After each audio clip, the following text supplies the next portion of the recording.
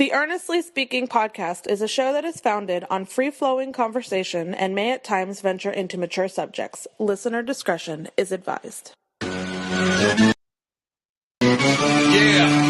Earnestly Speaking podcast.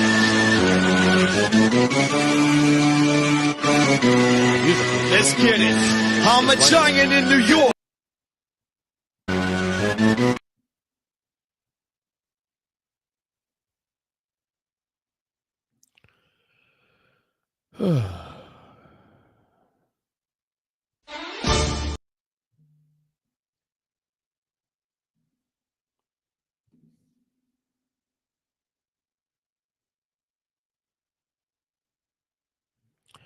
All right, I guess I'm gonna go live. We're gonna go live here. I guess a no intro because for some reason my intro music ain't working today. Earnestly podcast coming to you Thursday, September 19th, 2024.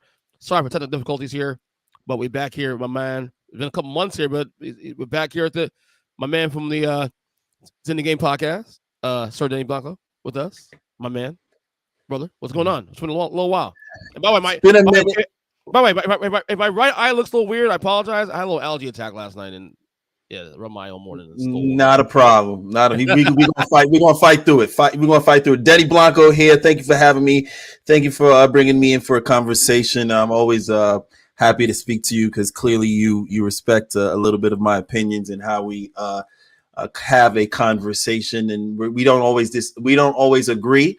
But it's a great conversation either way. So I thank you so much for having me. Not only basketball. Like I said, we if you've seen the last couple appearances on the podcast throughout the spring and into the summer, we got off the little beaten path a little bit. We got into some little political stuff and some culture stuff in there, and you have some really good opinions on things there, and I like to definitely dive into. You know what I mean? So, but the main reason I brought you on the show today, is that, and you go back to one of the shows we did back in the spring.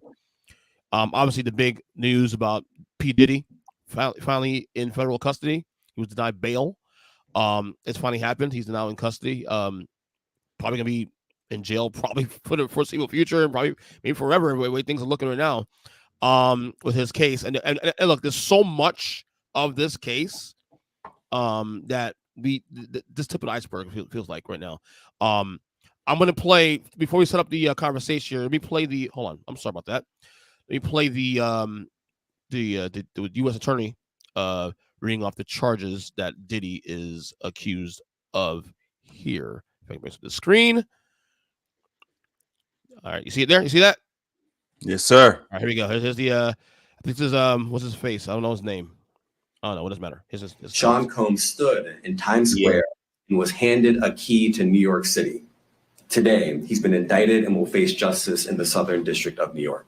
Today, I'm announcing the unsealing of a 3-count indictment, charging Sean Combs with racketeering conspiracy, sex trafficking, interstate transportation for prostitution. The indictment alleges that between at least 2008 and the present, Combs abused, threatened, and coerced victims to fulfill his sexual desires, protect his reputation, and conceal his conduct. Sean Combs led and participated in a racketeering conspiracy that used the business empire he controlled to carry out criminal activity, including sex trafficking, forced labor, kidnapping, arson, bribery, and the obstruction of justice. This office is determined to investigate and prosecute anyone who engages in sex trafficking, no matter how powerful or wealthy or famous you may be. No one should doubt our commitment on that. Oh, that's a lot. That's a lot to take in there. Obviously, he knew he was in a lot of trouble. Now, the reason why we're doing too also because we did a podcast back. It might have been April. I'm not sure what month it was, but it was definitely over during the spring. And when a lot of this stuff started coming out, the Cassie situation with the video, okay, with the settlement, and then the rumors about the raids on this house in Miami and New York too. Was it both in Miami, New York? Was it Miami and definitely no? L.A. Sorry, in L.A. And all that. We did a podcast. I mean, and on that podcast, we actually discuss in wide deeper. By the way, there's a clip of that episode about the Diddy situation that you and I did on my YouTube page at youtube.com/Earnest Christian. You can check it out in the clip section of the on my YouTube page. And you laid out a lot of what I didn't know because I was not really a really big Diddy guy even back in the day. I've always felt that he's always been a shady character. and we're talking about 1997, 1998, 1999. I've always had the opinion that a lot of Biggie's murder, I'm not saying that he did it, but he was somewhat involved. That's always been my opinion for the last 25 plus years. And then you hear these things, and remember the charges, he's innocent to proven guilty.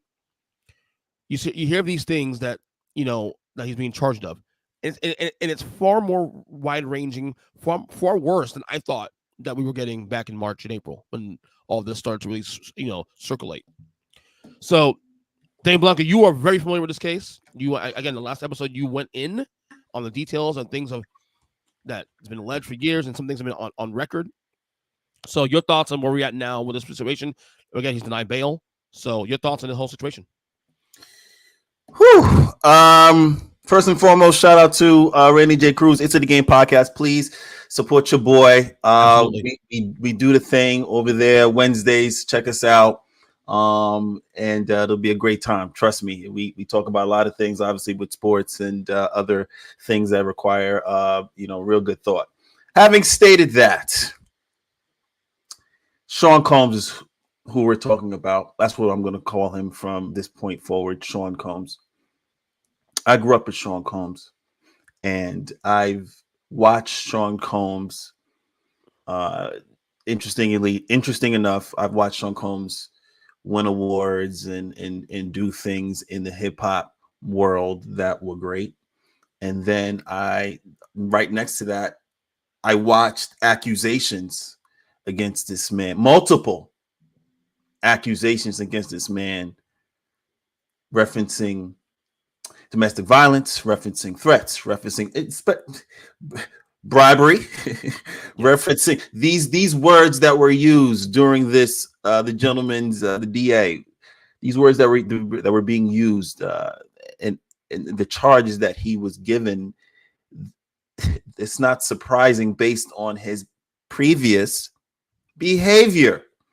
Yeah. It's very unfortunate that we have some men, some, not all, not many, some, that feel that Diddy is being overly prosecuted. Feel. Really? Yeah. I mean, I'm not surprised, but that's really a thing. I haven't seen it. Some. No. You take your time. This is ladies and gentlemen, boys and girls, Denny Blanco here.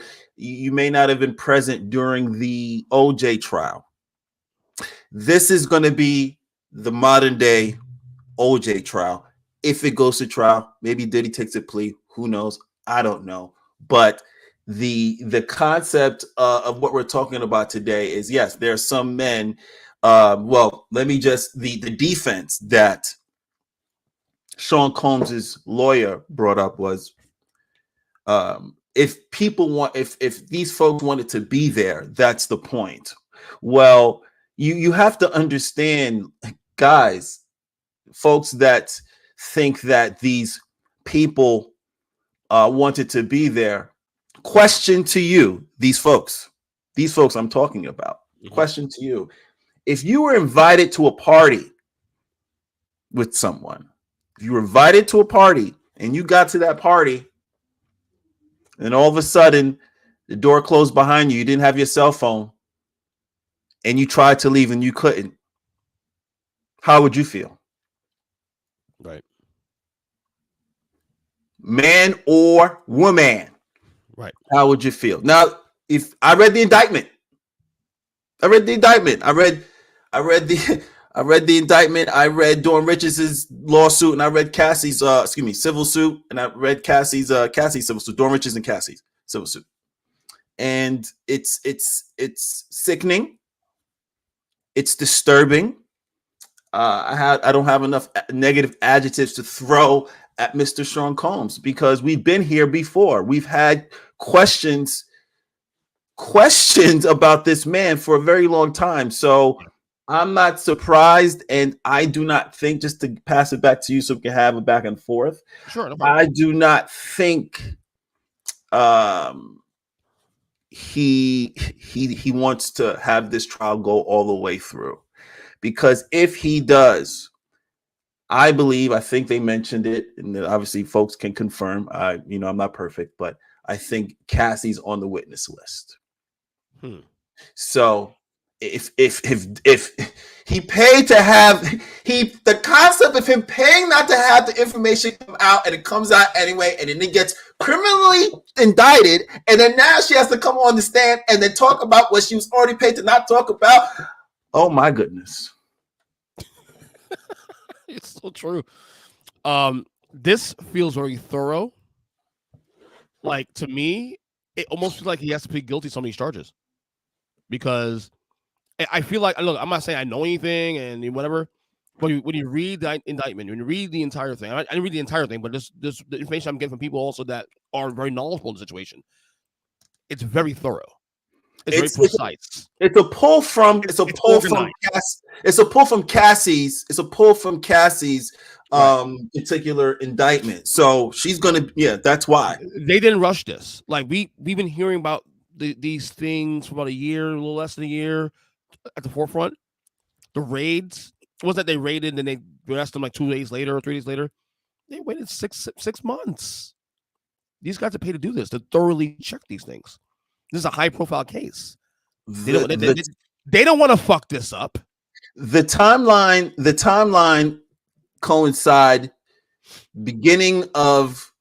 you're talking about the beginning of spring all the way through. So the beginning of spring, you got this conversation about Diddy giving out royalties back to his team. Yes.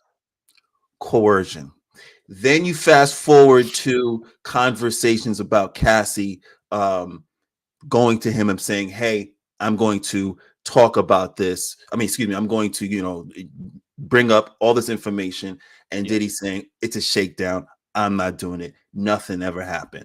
Fast forward, the information drops, the civil suit drops, he settles immediately. Not even a couple days. The very immediately. Next day. Yeah.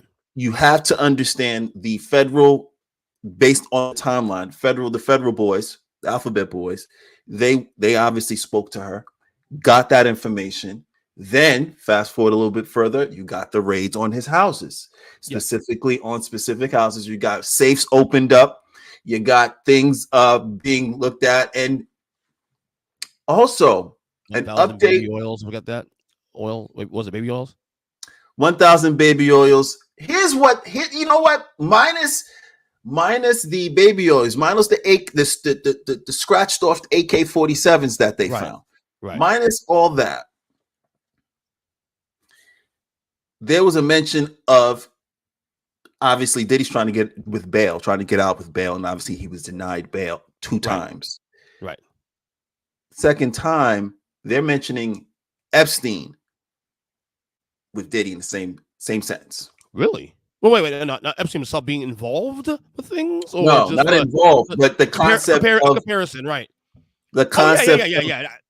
I always assumed that. Yeah, I always assumed that. Him using a honeypot, from what they allege, using a honeypot. Hey, come party with me, but behind the scenes, there are cameras everywhere.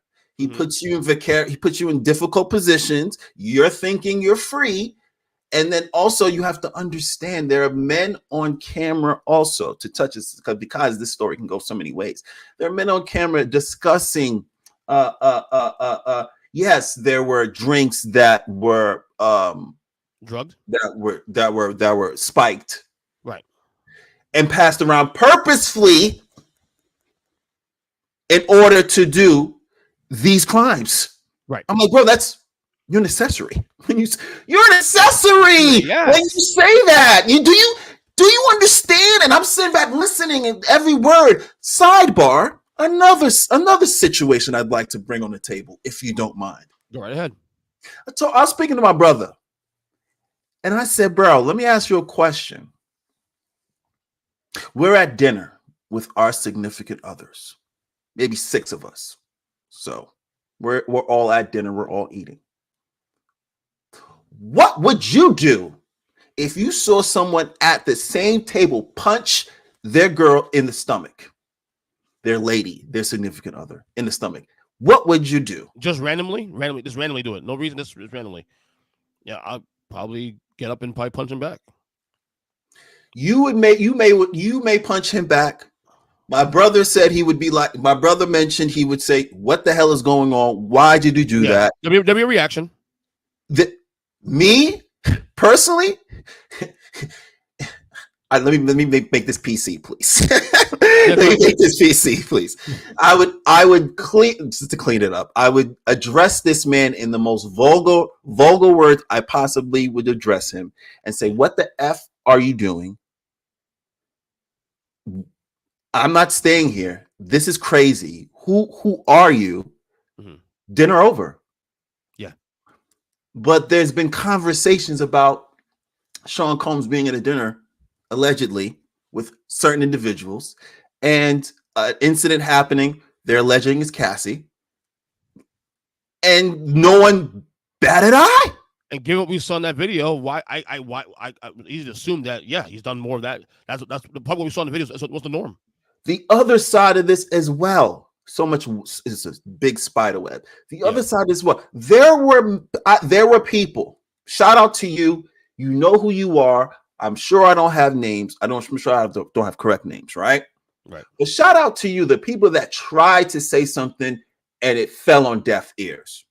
Shout out to you, those that either left, tried to speak to Cassie, tried to attempt to intervene. Do we know anybody publicly that we know name wise that's out there? When you see, and I don't want to say these names because it's difficult because these folks, some folks that have come up have been former bodyguards of Sean Combs.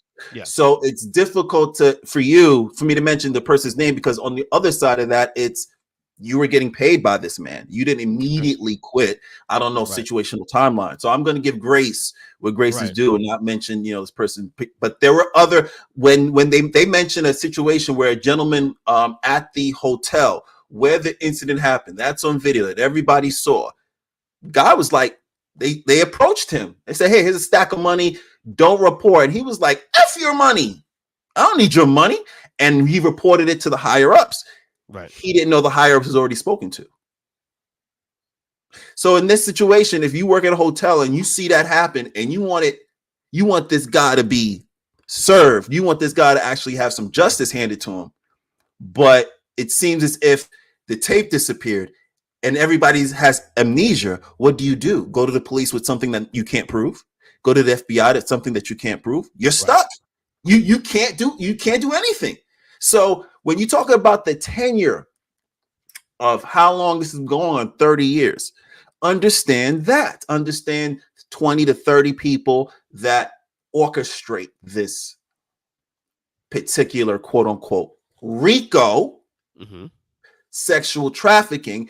It takes more than one. Now, mind you, if you look at the Sylvester R. Kelly situation, I always thought more than one people, more than him, he got obviously indicted and convicted, but I thought other folks were involved as well because it took more than him. Yeah. Overall, and that can't be a one-man wrecking crew. That's got to be a team of people doing that. You can't do it with one person. So you got people for so long, also too. 30 years. So you got people, obviously, in the Cassie indictment. When you read it, you got people. She mentions people saying, "Hey, this person said I couldn't leave. This person said when I tried to leave, like, hey, coerce me in coming back." Yeah, and it's through a third party. It's never directly through him. So I once again, if this goes, obviously it's going to go to trial, and I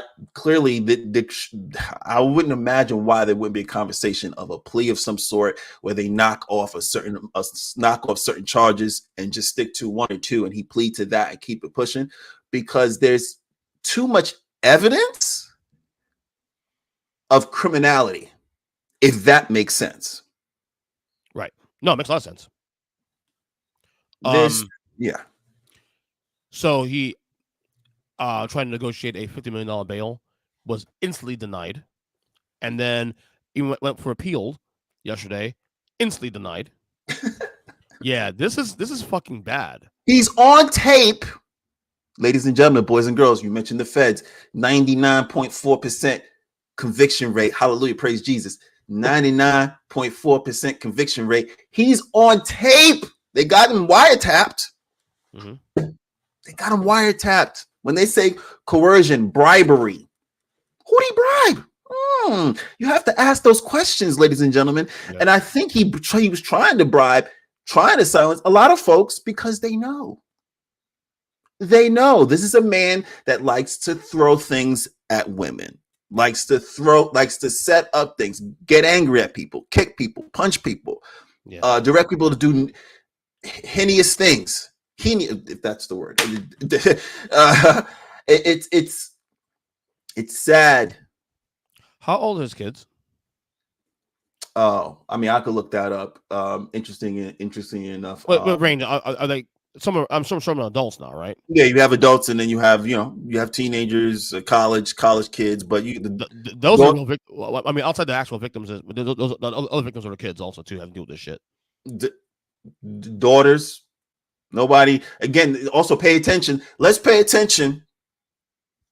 Let's pay attention to, if we may, those that spoke out about the Will Smith slap and then acquired about Diddy. Let's pay attention to those that talk about that are silent that Diddy is actually being indicted. Let's pay attention to who's silent, because he's had so many friends over the years. But the Will Smith, I'm trying.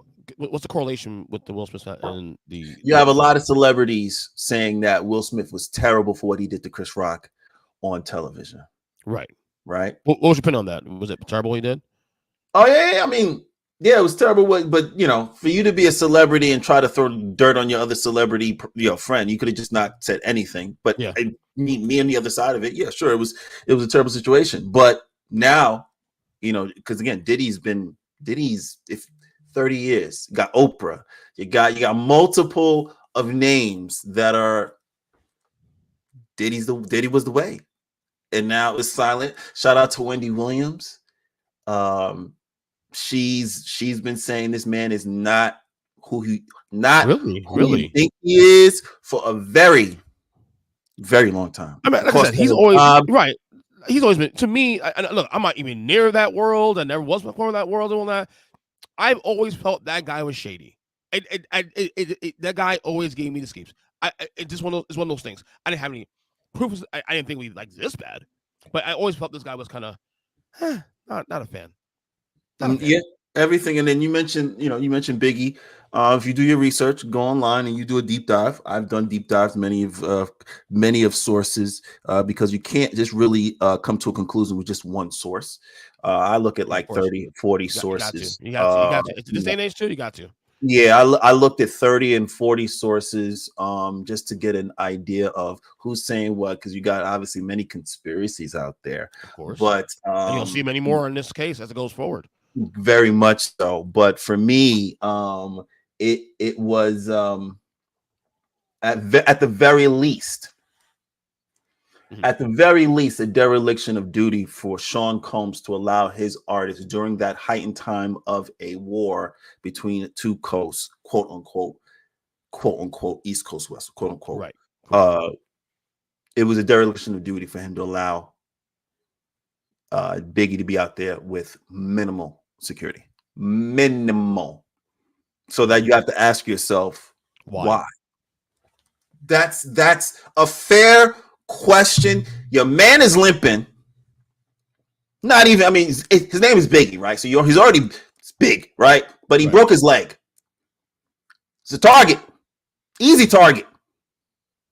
You don't, from everything that you research, you find out that it just wasn't a fair defensive strategy for Biggie. So there are a lot of more questions than answers when it comes to Sean Combs' involvement with that situation.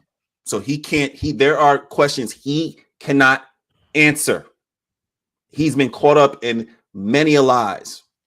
So that, in terms of Biggie, that's unfortunately we probably will never have an actual confirmed answer. Is it possible that through all this the investigation, the things we find out as we move forward to a trial and all that we might find some tidbits of what could have happened to Biggie, what involvement with Biggie, or beyond Tupac, just the shooting, or hell, Tupac, or even Tupac. Even or when you go that Tupac. farther, yeah. If he takes a plea and he maybe gets a proffer, possibly, but yeah, because everything from what I understand, the investigation covers 2008 to present, right? So I mean, unless you're finding things third hearsay or while you're investigating, this kind of pops up out of nowhere. Yeah, probably not going to find anything substantial related to Biggie and Tupac that happened 12 years prior, right? No, you're not. Say. Yeah, they're going to stick to that particular timeline. Right. And once again, it's when you have an understanding of the information or information in the background that you can look up. You know, Biggie was under surveillance. Yeah. In LA. I'm not going to say by who, but he was under surveillance by them boys. He was under not street. I'm talking about government boys. All right. Okay. That's what I'm saying. Like, is it just people clarify, or people like that pretend to be legit? I mean, the alphabet boys. Okay. Yes. Alphabet boys is watching him. Mm-hmm. There's an alphabet agent that's on record online stating, yes, there's some questions that LAPD can't answer. There's some questions that the feds want to ask, but they can't because there's been so much dipping and dodging when it comes to the Tupac and Biggie. So, in terms of in terms of where we're at now, it's karma. Sean Combs has messed up so many people. Between bridges too. Burned so many bridges, messed up so many people as a just you have to understand the landscape of what he's done over the years, whether it's understanding that Bad Boy it actually started with Craig Mack, and Biggie came along, and then it was like, F you, Craig Mack, move out the way. And then he was toast. Nothing with him. Then you have Mace there for a little bit. He leaves with his problems. Multiple, obviously, his was a gumbo of problems. Yeah. Then you have Black Rob. Black Rob brought G Depp to Diddy to sign G Depp, kind of like business deal. Like, okay, I'm signing G Depp. I'm signing. No, Diddy stole him from G Depp. Excuse me, Diddy stole G Depp from Black Rob. It's a pattern. Then you have the shooting with Shine. Of course, the victims and the victims. One that's one with J-Lo was there. You go. Yeah. And you have that. I didn't even talk about Steve Stout's bottle whipping. Boop, boop. I didn't even talk about that. But then you have the shooting in New York, where you have the victim saying, "I saw both Shine and Sean Combs let off." That's what she said on video. You can look it up. That's what she said. And it got swept under the rug then. Real quick, J-Lo said, "I'm not messing with this man anymore. Excuse me. I'm moving forward." And you fast forward to rumors. Yep. You fast forward to rumors with either Drake, rumors with J. Cole, allegedly, rumors about Wale, allegedly, rumors about Kid Cudi, allegedly. Diddy, why do you always go around? Why are people saying that you're doing these things, or people alleging that you're doing these things? Why? Yeah, you have to ask yourself after a while. It's like always around drama, at a simple level around drama all the time. It's something that's sir. Again, that's why I always said Stevie. Sir, you're 40. Why do you need to date a 19-year-old Cassie? Because he can. Because he can, right? But my brother, you're 50. Why do you need to still have these quote unquote, you know what they are, the parties? 50. Mm-hmm. And then, people are like, listen. What do they call them? They call them freak The freak offs. You have people saying, hey, there are people in this world that, you get to a certain level, you try to, the rich folks, the billionaires, they try to expand to the heightened, because they have the money, they take their eroticism to another level, if that makes sense, right? Because they can literally get everything. It's literally like when you literally have every particular food is just like, okay, I need to take it to another level. I need to eat different types of foods in order to satisfy what I satisfy, if that makes sense. This is crazy. Like, so I'm reading off the freak offs. Let me read a quick thing about the freak offs. These freak offs were quote unquote elaborate and produced sex performances, quote unquote, and were highly organized parties, prosecutors said. Mr. Combs' associates allegedly booked hotel suites, recruited sex workers, and distributed drugs, including cocaine, methamphetamine, and oxycodone, to coerce partygoers into sex and keep them, quote unquote, obedient. Jesus Christ, man. He's the director of the party, okay?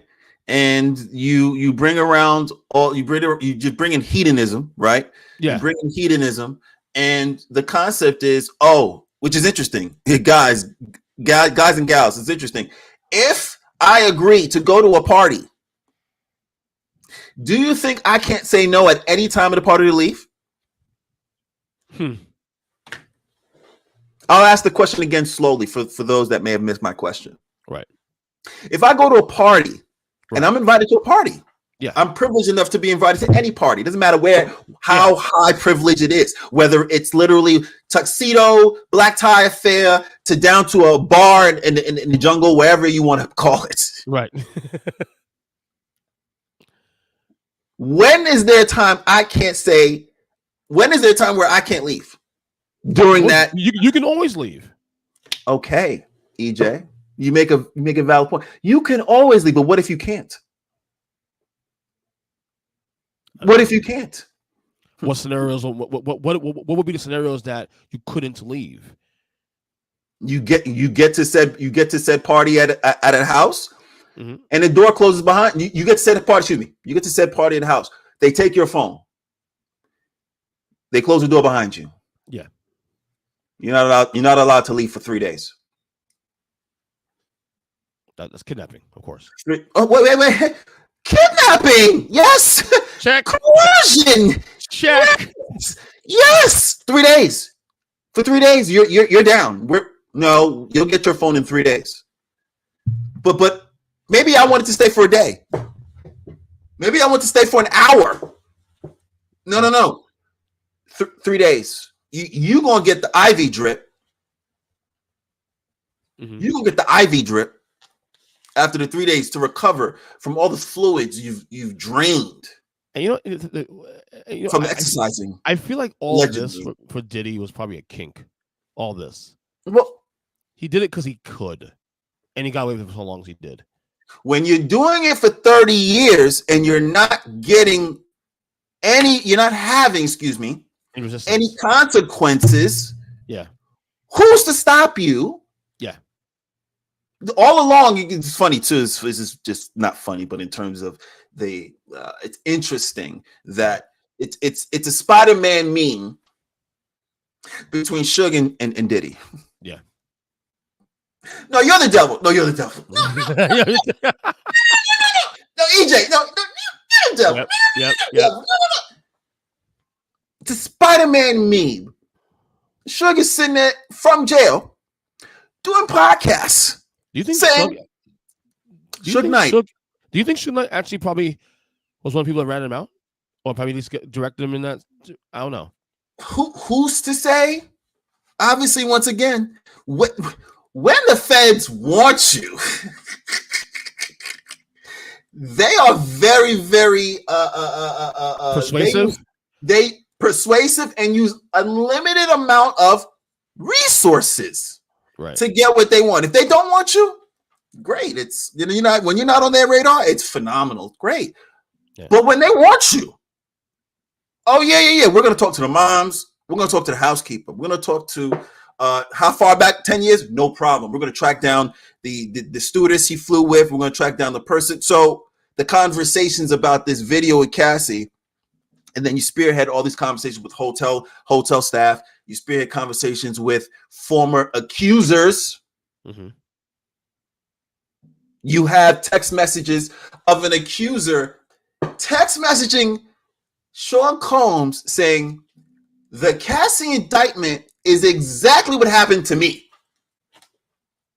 And I'm triggered. This is not a one-off. Not only that, when I read the affidavit and all that stuff, I read the indictment, and when I read all the stuff's going on with the charges and what he's been charged for, and then seeing the bail get immediately not even revoked, it's like denied twice, even in the appeals court immediately. To me, and obviously we got to go through trial to see this, but this is the optics I get from this is that we have as close to a smoking gun as without saying it. So all that matters now is whether or not he pleads guilty or not guilty, which that's massive, to be honest with you, because we see if he pleads guilty, which charges he pleads guilty for, number one. Number two, if he does plead guilty to certain charges, the white this is where the story for me gets even more interesting now. It's not even about Diddy anymore for me now. Who else is involved? What other names are potentially involved? Because he had connections with politicians and no. We mean no. No. What do you mean? Okay. Yeah. Go ahead. See what happened to Jeffrey Epstein, right? You know, the conversation during the conversation, depending on who you speak to, Jeffrey Epstein, conspiracy, if you will, is he had some footage of some people, some prominent people in difficult in some difficult situations. That was the alleged conversation. It is alleged that Sean Combs has some people in the entertainment industry. Yes. High up, there is conversations with folks high up in the entertainment industry, executives, like, wait a minute, hold on. I did go to that party. I don't remember what happened. Or maybe I did something and it's going to look bad. So Sean Combs literally can either say, I'm more than likely which is going to happen. I'm going to plead to I'm looking at the charges. I'm like, what are you going to plead to? Like, what? There's nothing really you should plead to, because it's all right there with the evidence currently that they have. And let's be clear, they didn't even put out everything that they had. They didn't even put out the draw 4 yet. They didn't put out the reverse. They didn't put out none of that yet. You have to understand, there's more coming. There's more coming, minus the witnesses that are about to take the stand. There's more coming.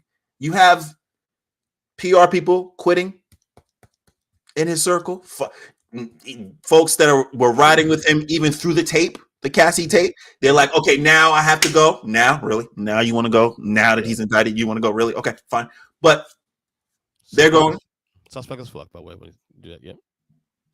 So if I'm a celebrity and I've gone to these parties, like Cat Williams says, you got to tell them no.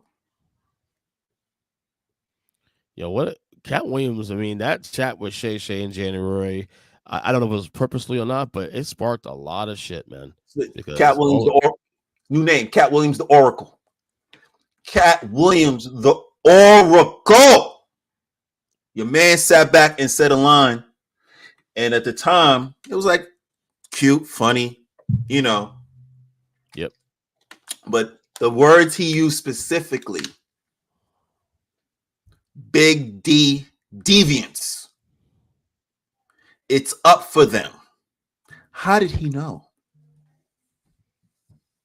How did he know? How did he know? And coercion. I have a tape of you. I'm Sean Combs. I have a tape of you. You're going to do what I want for as long as I want, or else I'll blackball you. You won't have a career. I'll embarrass you. Yeah. Allegedly, I'll make you disappear. Allegedly. Mm-hmm. Do you know who I am? These are all words that are going to be coming up in this trial. I don't know about you, EJ, but if this is actually, how do you say, broadcasted? Well, streaming live. If it's broadcasted, I'm not missing any day. None. I need to see every particular part of this trial. I must, because this guy. This is OJ level. This is OJ level. Maybe bigger. Maybe it's OJ level, but the karma once again. He's going to see it, and I want to see the defense. What the defense is going to say. Oh yeah, she's just mad because her career didn't go well. Really? Is that what you're going to pull? Some video getting slapped around, man. Sorry. You lost a lot of credibility there when you have a video proving of her getting slapped around by. How are you going to defend your client when there's a video exactly in the zeitgeist of him assaulting, beating? Please, EJ. And after denying it. Just saying. Denying it. That never happened. And then saying, and then saying, it did. I'm sorry. Yeah. Sean. She's full of shit, I think. Sean. She's full of shit. Sean, it's the reckoning. It's the reckoning. Now you're at MDC.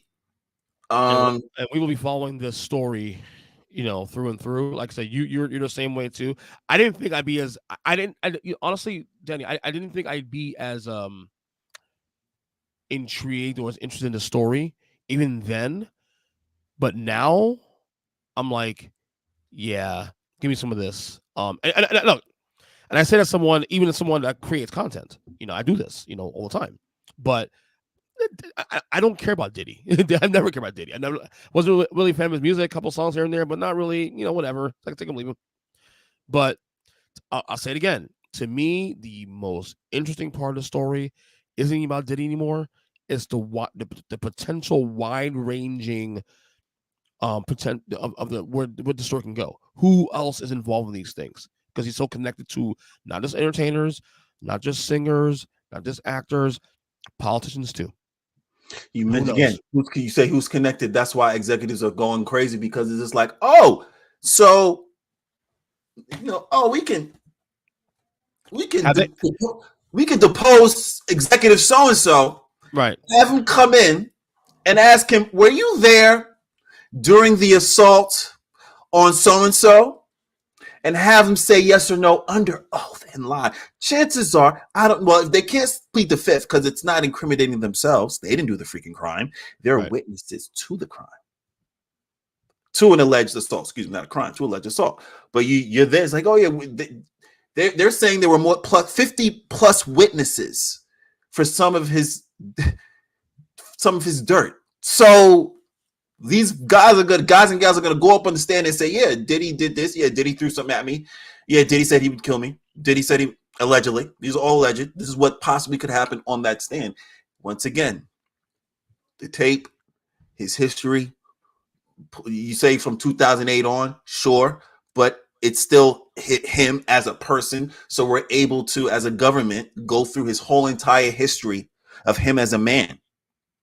Right. It doesn't stop at 2008. Prediction number one: does Diddy make it to trial? First off, does he make it to trial? Oh man, that's a great question, EJ. Because I've been racking myself. I'm like, does he take a plea early? Yeah. So what? So the arraignment, have they set an arraignment date yet? They haven't.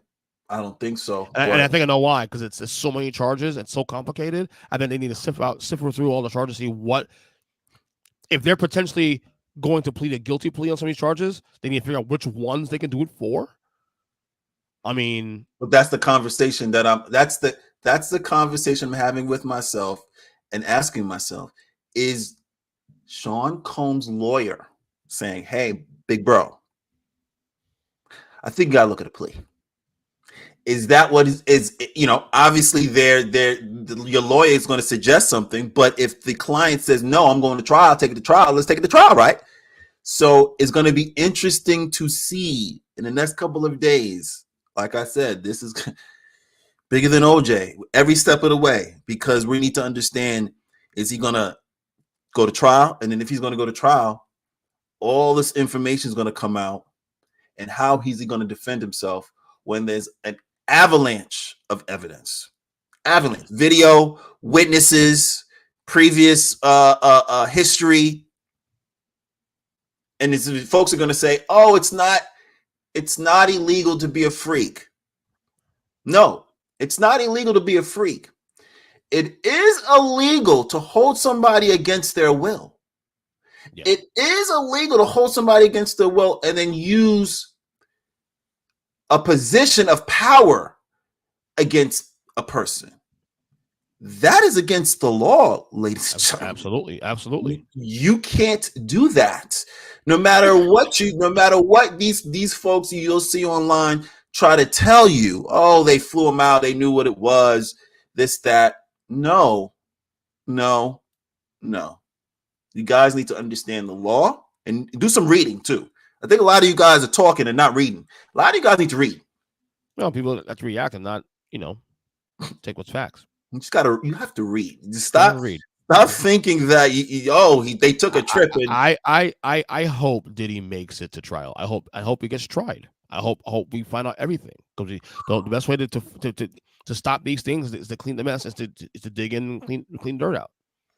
Do that.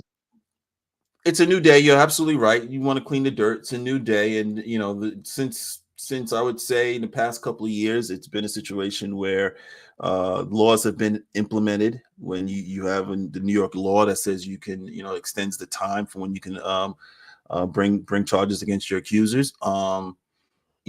That's where you have now a reckoning, where folks that thought that dirt would be swept under the rug, which is a good and bad thing. I think it's a good thing overall for the ones that do get hurt, but this also opens the door for a lot of really shady ass cases too. Also, so there's a kind of a catch-22 there somewhat. I have a lot of issues with that to some degree, but yeah, victims should be at least have a chance to have their voice be heard. Absolutely, no question. If you're a victim, bring it to court and go from there. And if you take a swing at trying to get justice. And there are folks that are confused about young Miss Ventura asking for a payout. Criminally, it was too far gone for it to be a payout, for her to actually bring him to charges when it comes to criminally, specifically with Cassie. Yeah. The statute of limitations was gone with that, but not civilly. You have to understand these charges are RICO charges based on Cassie being a witness to him, Sean Combs, doing it to multiple victims. Mm-hmm. Guys, you think it's just Cassie. It's not just her. There are multiple victims. Right. So stop acting like she's just a headliner. She's the main witness, but there are multiple witnesses that they're going to whether they do or not. This is the federal government, 99.4%. 99.4% conviction rate. Guys. Things don't get thinking. Guys, shout out to Murder Inc. and them winning their case against the feds. That was really, really well done, and they paid a lot of money for that. They'll tell you. But this right here, when they don't want to give you bail, even at $50 million, even at the clip of $50 million, yeah, that's a bad sign. They're telling you we don't think. It's not even a matter of leaving. It's a flight risk, right? It's not even a matter of you leaving and being a flight risk. No, we think you're going to go out and you're going to manipulate everything that's going to happen behind the scenes, or kill yourself through a third party. It's never through you; it's through a third party. So you have the power to blink, and someone will be able to do your bidding, right? So they're like, let's not even go there. Stay right here with us. Eat some cheese sandwiches from MDC, and wait for your trial. Whether your trial is in June, a year, 2 years. You may not ever be free again from this point on. Yeah, I think OJ was when he was arrested, he was in jail the entire time. He was not free until after that trial was over. So yeah, I hope it makes a trial. I want to see everything. I mean, we'll be covering this on the podcast. I'll have you on here every so often, obviously, to discuss it. But yeah, this is gonna be a shit show. This is gonna be a shit show more than you realize. Can't wait. Again, it's more than just Diddy at this point. I think my can't wait. Can't wait. All right, exactly. All right, so last time you on the podcast, switch up a little bit. Last time you on the podcast, which by the way I just researched, was in May. We discussed the Kendrick Lamar Drake beef, and obviously Kendrick Lamar won that beef. We all agree to that. And it's clear he won and put a spike down on that deal because he is now headlining the Super Bowl halftime show in February. Wow. Talk about victory. If you want to, that's a victory cigar right there. In my special Ric Flair monologue, if you bear me the opportunity, when you're wearing the gold Rolex, huh? When you rap the way I rap, huh? When you have a Pulitzer, huh? You got this guy from Canada. He's not even from our country, trying to step to me, your favorite boy from LA, K. Dot, huh? I'm down with the Blues. I'm down with the Reds, huh? I'm down with every other folk you can imagine. I'm down with them. And you're trying to challenge my lyrical skills. It's a business, ladies and gentlemen. It's a business. NFL is a business, right? You have to understand. Mm-hmm. You see a smoking fire in the distance. You know what you're going to do? You're going to walk to it. You're going to say, what is that? Is that a bonfire? Anybody got some trash? We need that. Let me just throw some trash. Yeah, so bonfire. Hello? He's the hottest thing right now. Yes, we want him to perform not like us and everything you could possibly think of on that NFL stage. Absolutely. The kids will love it. The ladies will love it. The guys will love it. You're confused about what we're doing here as the NFL, as Jay-Z being the person responsible for these entertainment events. Jay-Z's a business man. A business man. He saw the fire. He saw the bonfire and threw a log or two or three or four on that fire. And now sitting in front of it like, listen, let it rise. Let it rise to the biggest flame it possibly can until the NFL. We need all the commercials possible. We got Kendrick shooting out footballs from a football machine. Hey, man. Championships, man. It's only one time for a champion. You feel me? It is shocking though, because one thing I will concede, and I don't think it's even an argument or a conversation, that Drake is probably the biggest name in hip hop for the last 15 years. The data supports that. I mean, he's sold more records. Obviously, we can have a conversation about, is he really hip hop? Is he pop? Yeah, he's still closer to rap than he is to anything else. So therefore, his name value, I would say Drake's the biggest name in hip hop. But for Kendrick, number one, it surprised me, number one, that Drake has never gotten on the spot at the Super Bowl in the last 15 years, given how big he is. But the fact that they go ahead and say, no, we're going to go K-Down this one next year. Not even consider Drake at any point. It's okay. You know, it's interesting. Mike Tyson's Mike Tyson, right? One of the greatest heavyweight champions of all time, that he met Buster Douglas. Yeah. Drake, it's okay. You're still playing on the radio. But he knows that, and I'm sure he knows that. But he's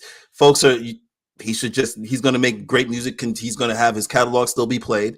But it's okay. You tried to battle someone and you lost, and now it's going to be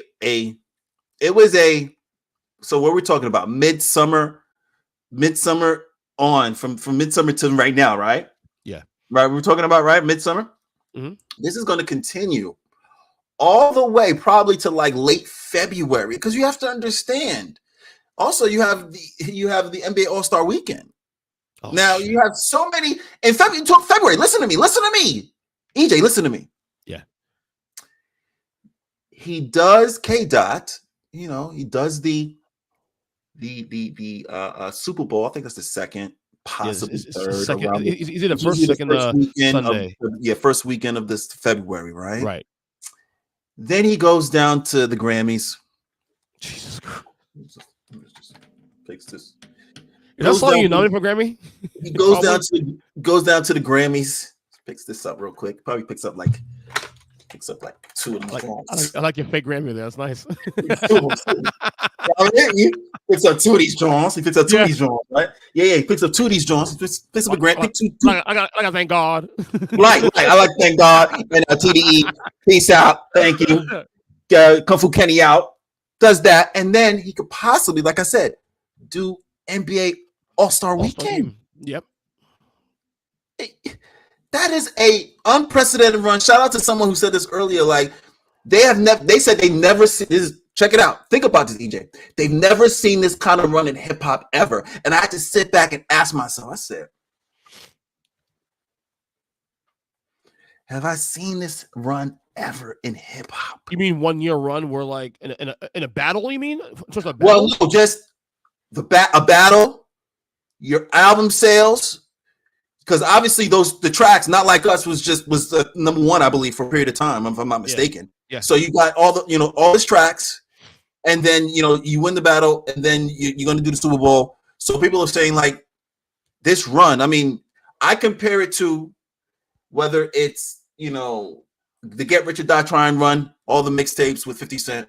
Okay. Or whether you're talking about DMX doing 2 albums in 1 calendar year. 98, I think it was, right?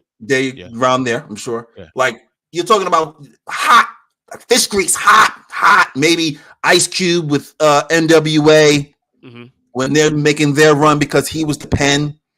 So maybe that run, but this run right here, this is one for the history books, baby. This is one for the history books. When you talk about hip hop, in terms of hip hop, is without question, this is definitely one of the strongest runs we've ever seen in terms of a 1 year sample, and the fact that, it's not just the fact. What makes it more impressive, the fact it's not just a run; it's a run against who many believe is probably the top guy in the industry for the last 15 years. This isn't just like anyone else. This is like the guy. Drake is the guy. Whether they love him or hate him, is the biggest name in the genre for the last 15 years. And he just came in, just dominated. And not only that, he's now doing it in a way where it's not just an underground thing anymore. It's above level. It's on massive radio. It's on, now he's getting Super Bowl halftime show. You say probably the Grammys, probably the All-Star game he's in play. So if I'm Drake at this point, I lay low for next year. Listen, from what I understand, right? Kendrick's been saying, I'm that guy. For a while. It's me. Drake, it's like, nah, it's not you, bro. Drop something. You see what I'm doing out here? You're Mr. Morale. I love Mr. Morale. Shout out to Mr. Morale. I loved his album. I love his album. I loved his last album. But he's like, drop something. And then he dropped something. And everybody was like, he dropped like 4 somethings. bomb. Yeah. LA concert. Yeah. I don't think I thought bad move. You woke up the bear. The bear. Right. We don't think that this is the end of Drake. He's gonna come back and do his own thing. No, but Drake, no, that's what I'm saying. But he woke up the bear, and the bear clawed him, and that's okay. We move on. You go ahead and you make what you do. You make the women dance. You know what I mean? And you can put together some great songs. But let Kendrick be who he is. Because Drake has Drake has a different audience in a sense. You can argue he has a different audience. Different audience. He's Kendrick's K-Dot come from Kenny's like, yo, let me be me. I'm over here. Don't wake me up.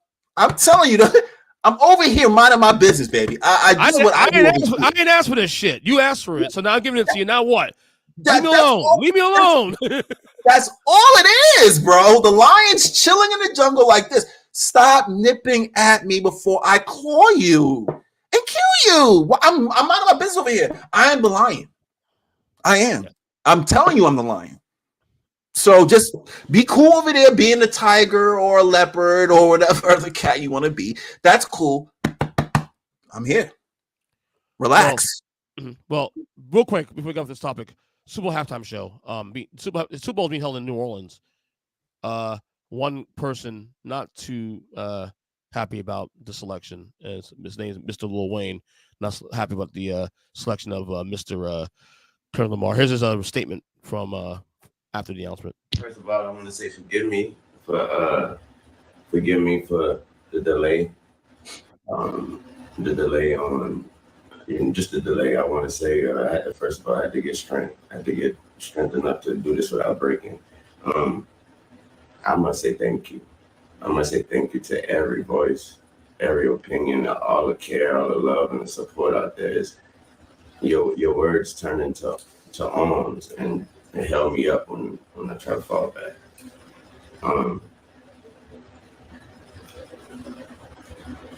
That hurt a lot. You know what I'm talking about? It hurt a whole lot. I blame myself for not being mentally prepared for a letdown. And for just automatically mentally putting myself in that position like somebody told me that was my position. First of all, right. Let me ask you this. You, Denny Blanco, as a purveyor of hip-hop as well, too, as basketball, but hip-hop definitely. Is Lil Wayne's gripe legit, in your opinion? Well, I mean, if you're asking if it's legit, if it's legit that he should be upset, if that's the question, yeah, he should be upset. He's from New Orleans, of course, he should be upset. But it's a business, and if the shoe was on the other foot and Wayne was the hottest thing since fish grease, then possibly, but. It's a business, and the NFL went with what was going to be best for them. Now, of course, like I said, Lil Wayne and his defenders, a lot of people came out, not only him, a lot of folks came out and was trying to, defending him and suggesting that he should be on there. That they have every right to do so. I disagree. In terms of what was going to happen, and just because you're from the city necessarily doesn't guarantee you the city of the Super Bowl.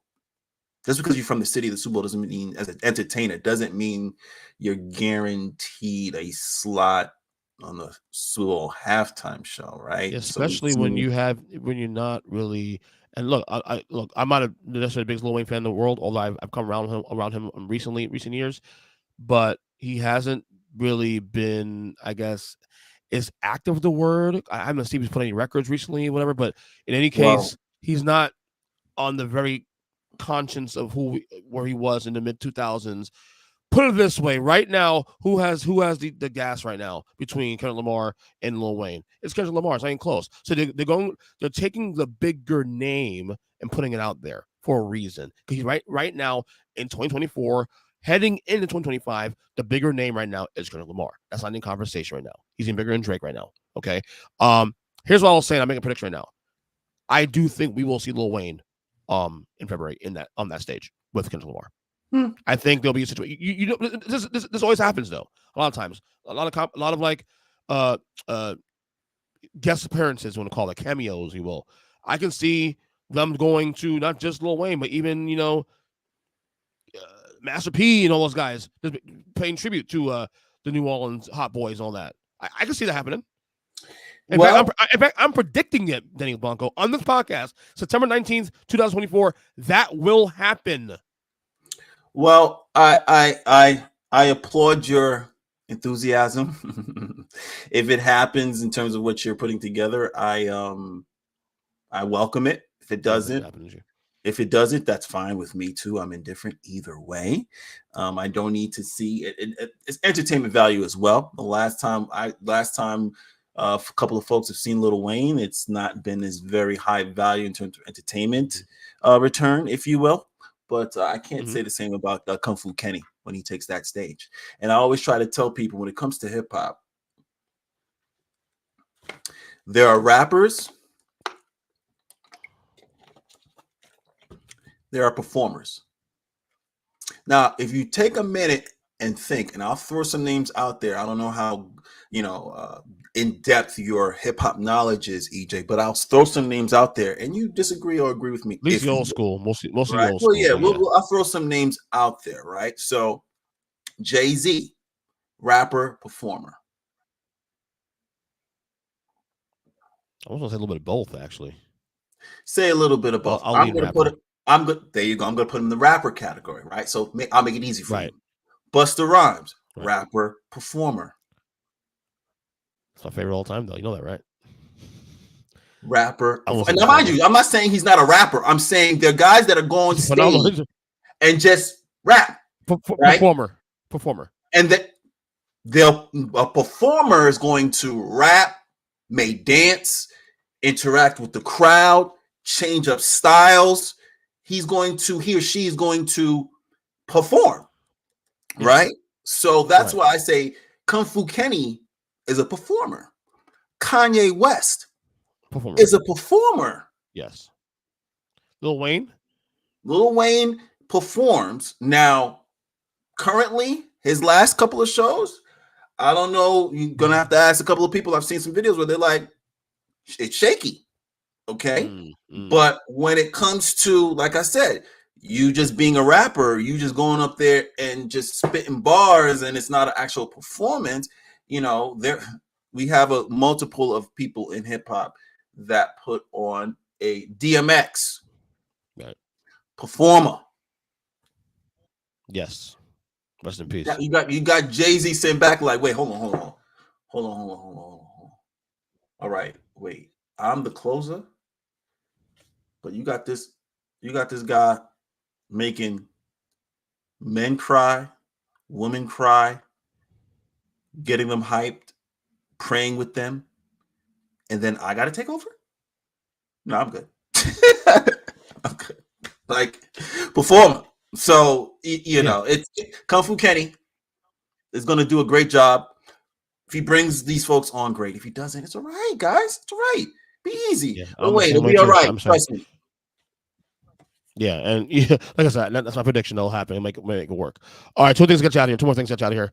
I'm not talking NBA yet. 1 hour in this podcast. Just give me one thing. Biggest, most interesting storyline, whatever.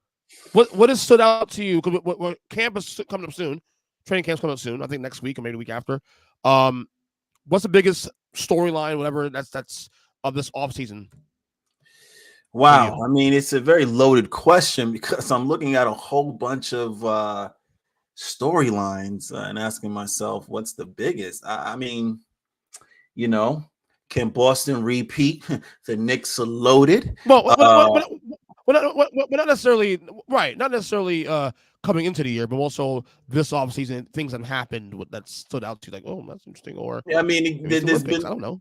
There's whether little things in terms of trades, you got a couple of people moving. You got DeMar DeRozan, I believe, in Sacramento. Right. You got a couple of people moving around in terms of, and then you got rookies coming in. Specifically, like I said before, I'm just most intrigued with the moves. So for example, moves Paul George with the Sixers. So folks are gonna think there's some folks out there that thinks that makes that team better than the fourth place that I put them. It doesn't. Behind the Bucks, behind the Knicks, behind Boston. That's just the bottom line. I'm intrigued by what the Magic is doing. They look very young. They look very spry. And they look very talented. I'm intrigued with them.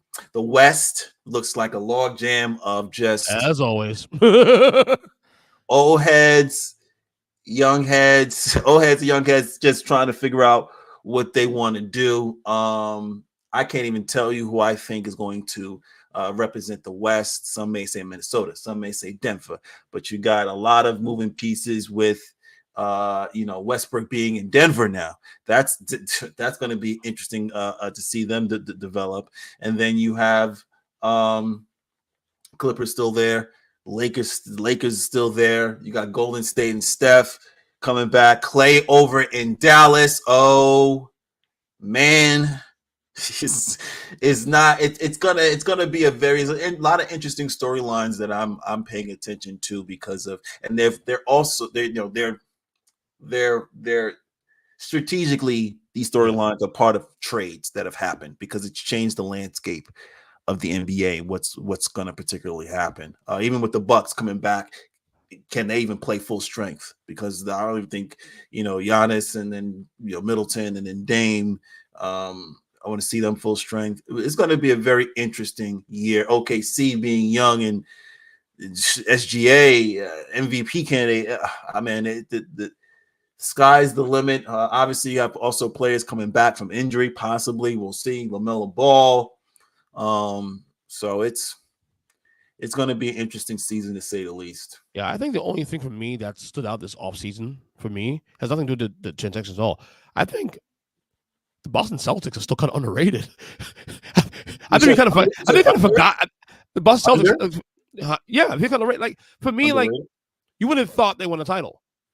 It's like, oh, okay, cool, they finally did it. About time. Oh yeah, they had an easy break. Who cares? Like there's no like, when Milwaukee won a couple years ago, I was like, oh my god, finally got it. Giannis got his ring. And when last couple of years, the last couple of champions we had, Denver won. Jokic, oh my god, it's great.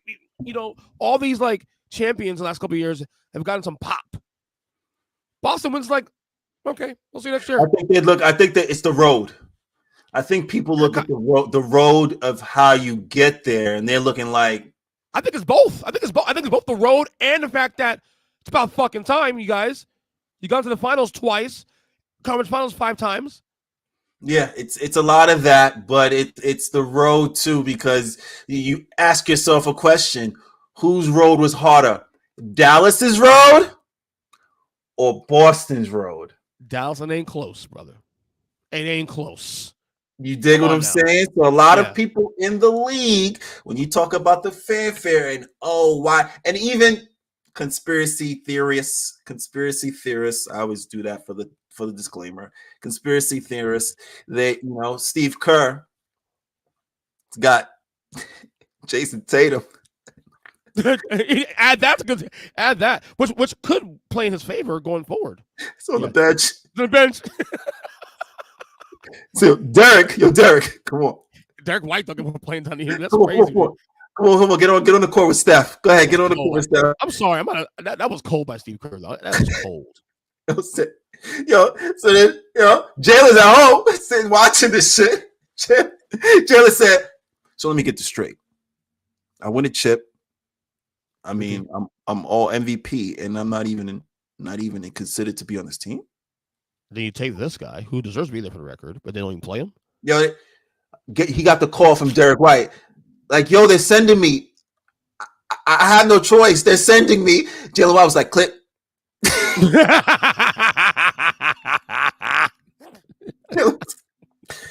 Fuckers. Yeah. Like, so you have to understand that the temperament that adds on to the soap opera. The temperament of what the league is going to be coming into next season, because they're looking at the Boston Celtics saying, okay, well, the Knicks full strength?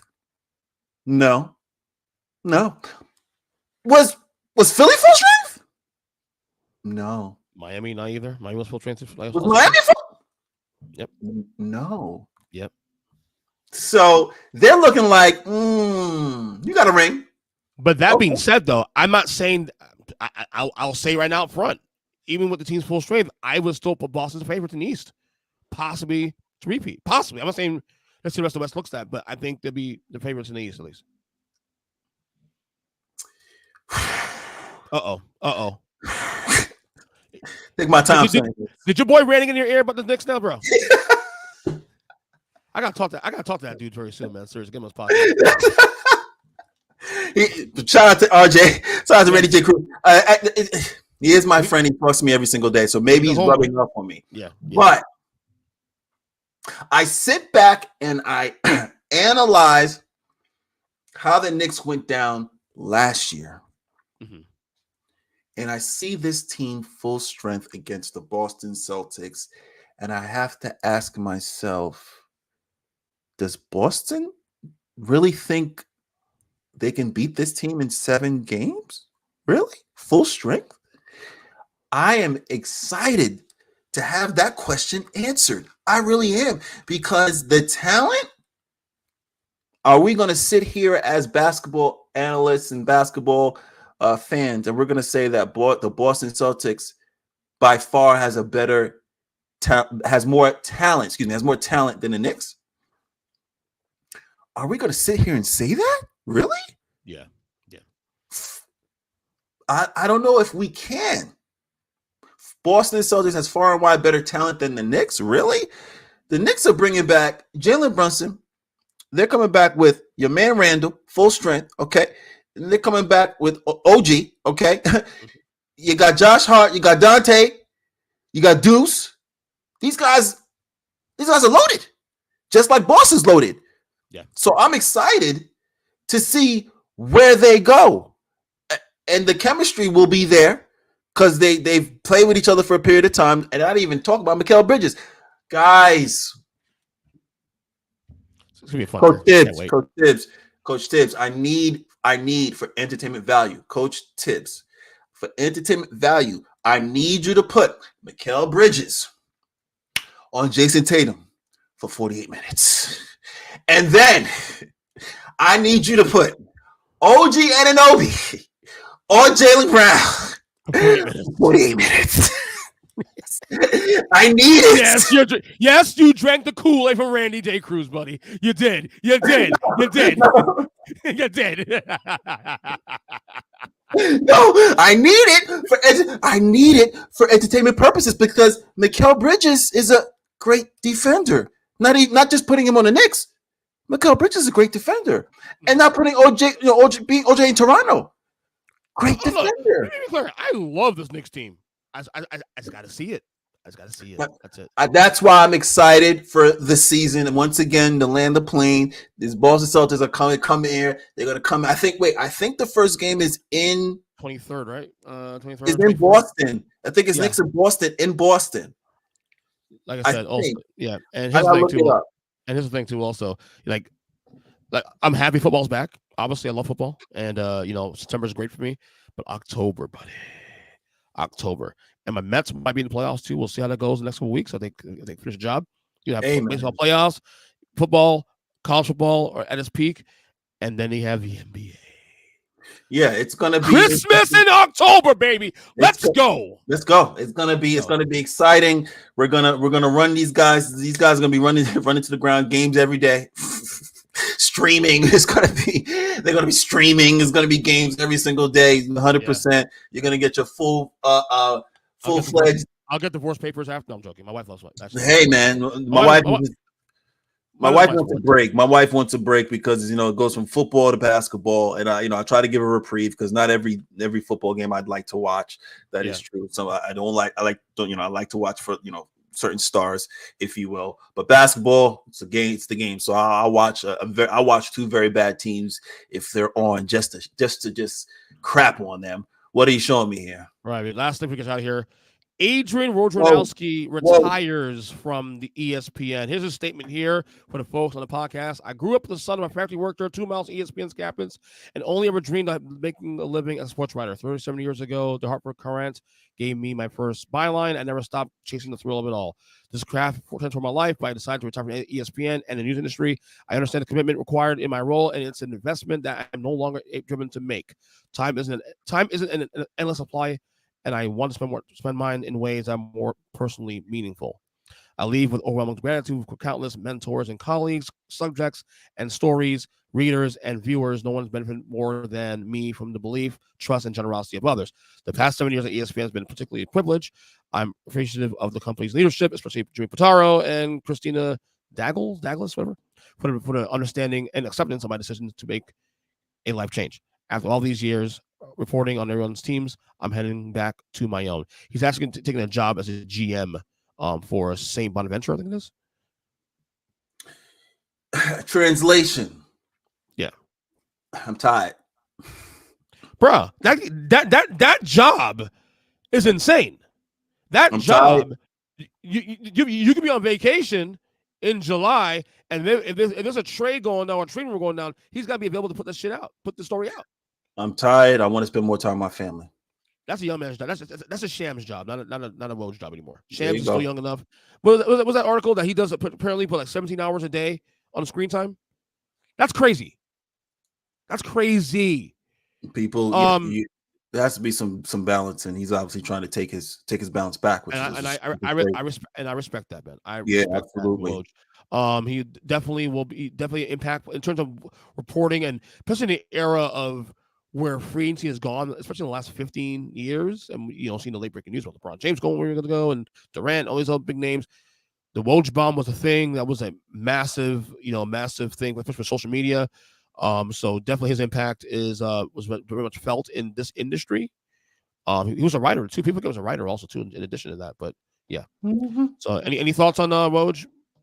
Well, yeah. Other than I respect him, and I hope he he's riding off to the sunset, actually doing what he needs to do and be with his family and slow down, because it's he's put in enough work for him to actually move on and do other things. So I respect him, and hopefully Shams wears the title and goes forward from there. Now we got Sham bombs, boom boom, and then we go from there. Exactly.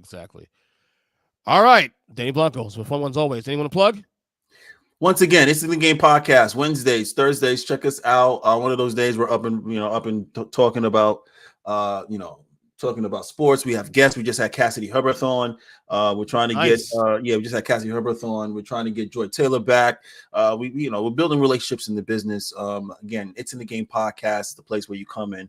We discuss just not sports. We discuss what's in the game. Actually, when I say it's in the game, what's in the game of management, what's in the game of everybody's running the game of family, game of entertainment, what have you. So we like to have discussions about how people move, why they choose to do things.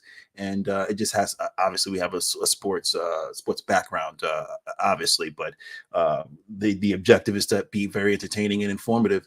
And we've been building that relationship with many of, I would say, A+ talent in the sports broadcasting, sports field. So all we can do is keep building that, building our platform. It's in the game podcast. Check it out. We got, I'm Sir Denny Blanco on Twitter, Instagram, and TikTok. It's in the game podcast. You can check my link out. It's on YouTube as well. Cruise Control Podcast.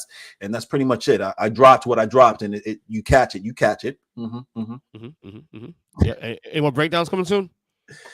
Yeah, I got a couple of breakdowns too. I'm gonna break, obviously, because of the season starting. I'm gonna give you my breakdowns of the top 5 positions in the NBA. So, for example, my first will probably be point guards. Top 5, no particular order. Luka. Oh, you're saying it now? Okay, cool. Yeah, just giving it to you on the way out. Cut top 5. Give it a little bit of it. Obviously, Luka. I gotta throw Luka in there. I gotta throw. See, I had him at top 1, but that that would be what we would Steph's there. Steph is not a point guard. See, that's where the conversation would be. See, you and I disagree on that. Well, we'd have to be addressed. A point guard for me is somebody who hands the ball 70. See, Kyrie Irving's not a point guard because he doesn't handle the ball on his team, right? So if you look at past experiences, previous. Don't get me wrong, Steph has been a point, but going forward, he's been off ball, which is fine. Yeah.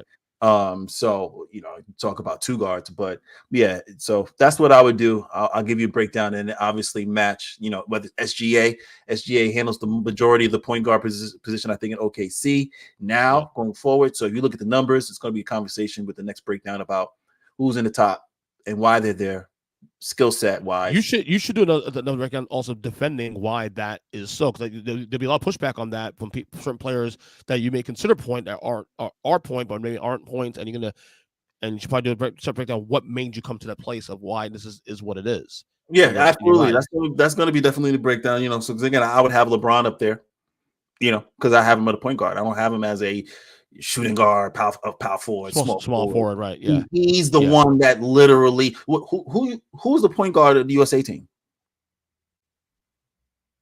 It wasn't Steph. When they played France, it wasn't Steph. Fuck was LeBron. It's LeBron bringing the ball up. Steph, definitely. I feel like LeBron held the ball more than he does. Yeah. LeBron was the one bringing the ball up. LeBron was the one, if you pay attention to the last 2 minutes of the game, LeBron was the one Steph was setting the screen on LeBron's man. And then LeBron was kicking it to him for those dagger threes. So, so this conversation, that's why I said the next breakdown is going to be interesting. Once again, I do a little bit. Wait. It's a game podcast, obviously the breakdown with Denny Blanco. So thank you so much, EJ. I appreciate you having me on. Always a pleasure. Thank you so much. And I'll bring you on also on the as we get to the close to the start of the season. We have some questions for you for the year. Absolutely. We'll talk about NBA hot. Yes, and we'll talk about Diddy as well as we move forward. Absolutely, man. Good job as always, brother. Appreciate it.